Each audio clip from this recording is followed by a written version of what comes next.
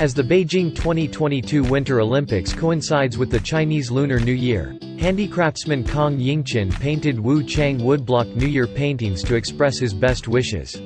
Wuchang County in Hebei Province is known as the hometown of Chinese woodblock New Year painting.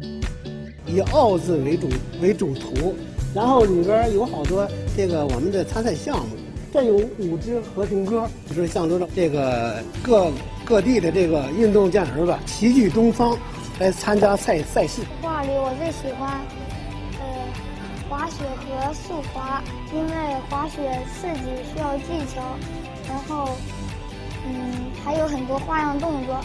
During this spring festival, woodblock New Year paintings themed on the Winter Olympics have been popular among citizens.